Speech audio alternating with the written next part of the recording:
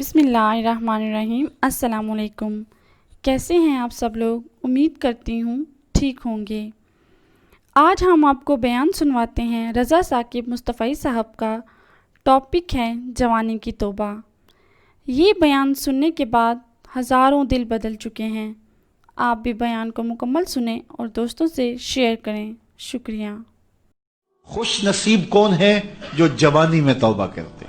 جوان کی توبہ پہ عرش الہی جھوم اٹھتا ہے۔ تو خوش نصیب لوگ ہیں جن کو سچی توبہ کی توفیق نصیب ہوتی ہے، اور وہ لوگ جو اپنی زندگیاں یوں ہی بسر کر دیتے ہیں اور راہ مستقیم پہ نہیں آتے، آوارگی میں بسر کر دیتے ہیں، تو پھر منو مٹی تلے چلے گئے لوگ کہانی بھی بھول جاتے ہیں۔ تو قبل اس سے کہ وقت آئے مجھے اور آپ کو اپنی آخرت کے لیے ضرور کوشاں ہونا چاہیے اور سچی توبہ سے اپنی آخرت کی تیاری کرنی چاہیے۔ کل کا پچھتاوا آج کے پچھتاوے سے بہتر ہے۔ کل کا پچھتاوا تو سوائے حسرت دکھ بڑھانے کے اور کیا ہوگا؟ آج کا پچھتاوا زندگی بدل دے گا۔ وقت پر کافی ہے ایک قطرہ بھی آب خوش ہنگام کا، جل گیا جب کھیت برسا می تو پھر کس کام کا۔ ایک روایت میں آتا ہے کہ اہل جنت میں جا کر ایک حسرت ان کے دل میں ہوگی۔ حالانکہ جنت میں پہنچ کے کوئی حسرتیں نہیں ہوں گی، ہر حسرت پوری ہو جائے گی، لیکن ایک حسرت ان کے دل میں جنت میں پہنچ کر بھی ہوگی، اور وہ کیا؟ جو چند لمحے خدا کی یاد سے غافل گزارے کیوں گزارے۔ تو خوش نصیب ہیں وہ لوگ جو اپنے لمحات کی قدر کرتے ہیں۔ تو آج موقع ہے، آج فرصت ہے، سورج مغرب سے نہیں چڑھا، توبہ کا دروازہ بند نہیں ہوا، اللہ کی رحمت کے در کھلے ہیں، روزانہ آواز آتی ہے کوئی مجھ سے معافی مانگنے والا میں اس کو معاف کروں، تو اس کے حضور آج حاضر ہو جائیں۔ کل تو آنا ہی ہے، پھر جو کفن میں منہ چھپا چھپا کے آتے پھریں گے، اچھا نہیں ہے کھلے منہ سے چلے جائیں۔ پھر جو لوگ اٹھا کے لے جائیں گے، اچھا نہیں ہے خود اپنے قدموں سے چل کے اس کی دہلیز پہ چلے جائیں۔ وہ ایک مجذوب تھا، فقیر تھا، بازار میں کھڑا رو رہا تھا۔ کسی نے روک کے پوچھا کیا ماجرا ہوا، کیوں رو رہے ہو؟ کسی نے تنگ کیا ہے، دکھ دیا ہے، ستایا ہے؟ اس نے کہا کچھ بھی نہیں ہوا، بس ان لوگوں کے رویے نے دکھی کر دیا ہے۔ کہا کیا ہوا؟ کہا میرا یہ ذہن بنا تھا کہ میں ان کی اور رب کی صلح کروا دوں۔ تو کہا پھر کیا ہوا؟ کہا وہ تو مانتا یہ نہیں مانتا، وہ تو کہتا ہے ان کو لے آ میری دہلیز پہ، ایک آنسو سے سارے گناہ معاف کر دوں گا، لیکن ایسے کھوئے ہیں یہ الٹا مجھے بے وقوف کہہ رہے ہیں، یہ مجھے گھور رہے ہیں کہ تم کیا ہمیں بتا رہے ہو۔ اللہ اکبر۔ تو وہ تو مانتا ہے لیکن یہ نہیں مانتے۔ اگلے دن اسی فقیر کو دیکھا گیا کہ وہ قبرستان میں کھڑا رو رہا ہے، تو وہی شخص گزرا تو اس نے رک کے پھر پوچھا بابا قبرستانوں میں بھی روتا ہے اور بازاروں میں بھی روتا ہے، آج کیا مسئلہ ہوا؟ کہا مسئلہ میرا کل والا ہی ہے۔ کہا آج کیا ہوا؟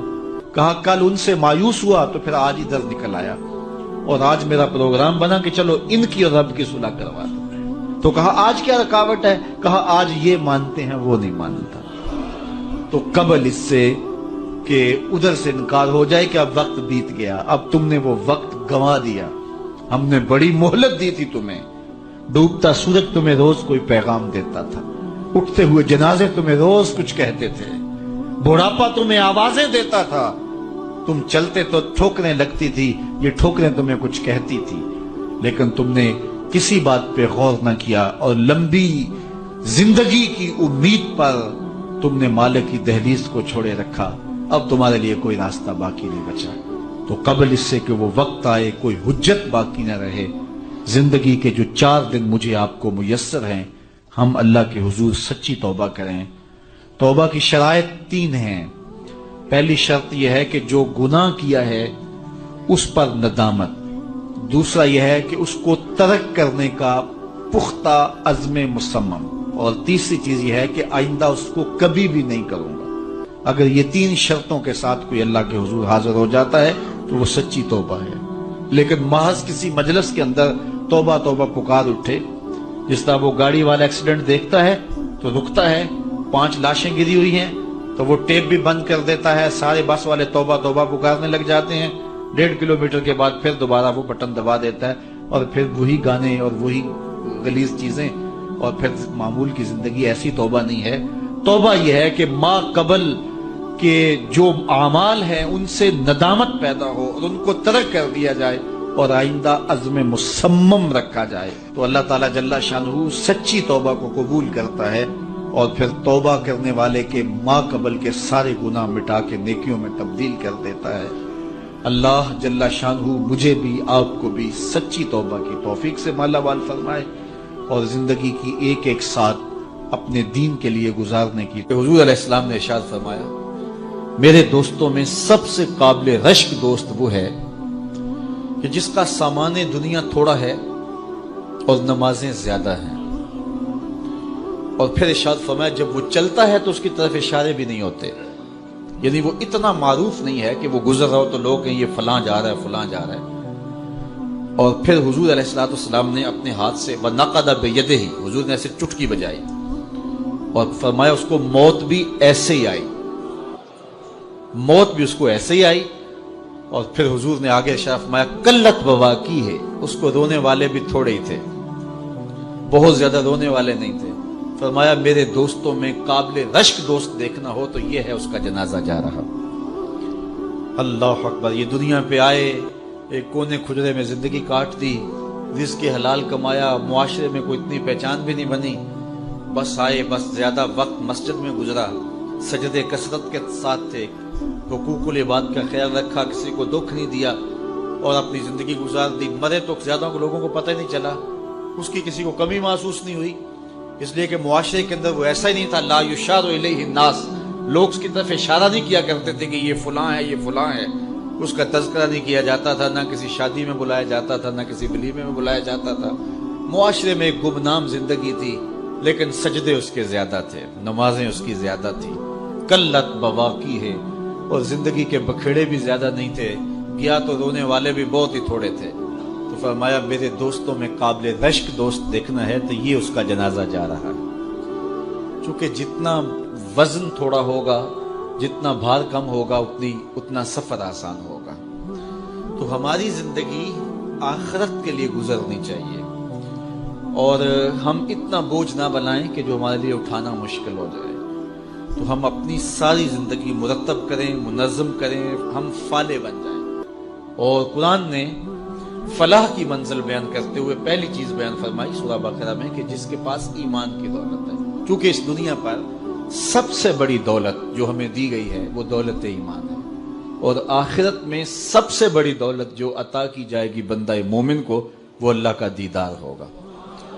جو دنیا میں ایمان سے محروم رہا اور آخرت میں دیدار الہی سے محروم رہا وہ حقیقی طور پہ محروم ہے۔ تو میں اور آپ اپنی قسمت پہ بعض اوقات شکوہ بھی کرتے ہیں، حالات کی دکھن اور کڑن بھی ہوتی ہے، اور بڑے مصائب اور آلام ہیں جو ہمیں توڑتے ہیں اور وہ ہمارے خود پیدا کرتا ہوتے ہیں، جبکہ ہم جس قدر جن نعمتوں کے میسر نہ ہونے پہ شکوے کرتے ہیں، تو جو نعمتیں میسر ہیں ان کا اگر شکر کرنے کی عادت ڈال لیں تو شکر سے فرصت ہی نہ ملے۔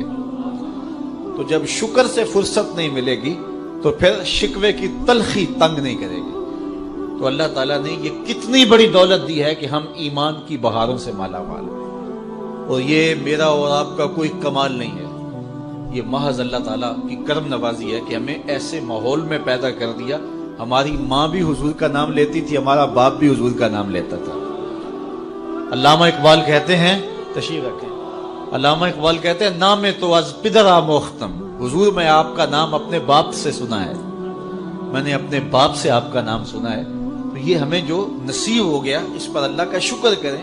دیکھیے پی ایچ ڈی ڈاکٹر ہے، کتنی بڑی ڈگری ہے، اتنا بھاری بھرکم علم کا خزانہ، لیکن بت کے آگے ہاتھ جوڑے کھڑا ہے۔ اس کو سمجھ نہیں آ رہی کہ بدن پہ بیٹھی مکھی تو اڑا نہ سکے، میری ضروریات کا کفیل کیسے ہو سکتا ہے، لیکن کھڑا ہوا ہے، اور یہاں ان پڑھ ہے، چٹا ان پڑھ جسے کہا جاتے ہیں، لیکن بت کو جو ہے وہ پاؤں بھی نہیں مارتا ہے، وہ اس قابل بھی نہیں ہے، اس لیے کہ اللہ نے اسے مسلمانوں کے گھر میں پیدا کر دیا۔ تو یہ ایمان کی جو دولت ہے یہ ہمارے کسب کا نتیجہ نہیں ہے، یہ ہمارے کسب کا نتیجہ نہیں ہے، یہ اللہ تعالیٰ کے کرم کا فیضان ہے کہ ہمیں ایمان عطا کر دیا گیا۔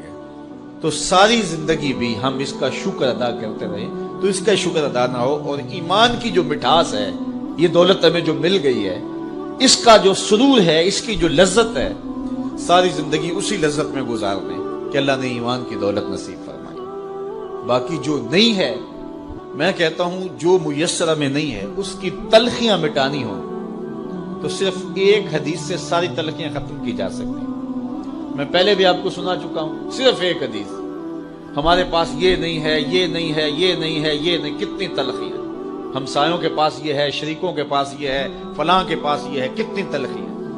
ان ساری تلخیوں کو مٹانا ہو تو علاج صرف ایک رسول کریم کی حدیث ہے۔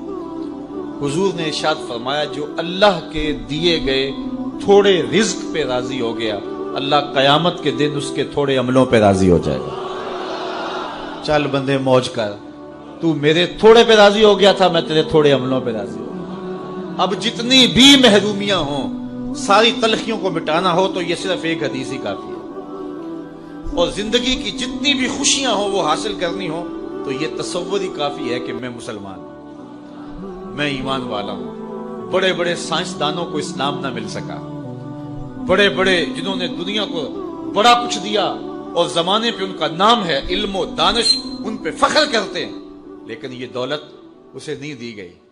اور یہ جو ہے وہ چارہ کاٹنے والے ایک دیہاتی کو مل گئی یہ دولت، تو وہ شکر نہ ادا کرے کہ مالک جو نیوٹن کو نہیں ملا وہ مجھے مل گیا، اتنے بڑے سائنسدانوں کو جو نہیں مل سکا، دنیا کے دانشوروں کو نہیں مل سکا، جو پوری دنیا کو چلاتے ہیں، پوری دنیا کی منصوبہ بندی کرتے ہیں، یہ دولت انہیں نہیں نصیب ہوئی اور مجھے ماں کی گود سے نصیب ہوگی۔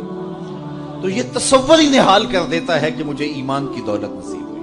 تو یہ سب سے بڑی دولت ہے اور یہ فلاح کی پہلی سیڑھی ہے اور پہلی بنیاد ہے جو اللہ تعالیٰ نے ہمیں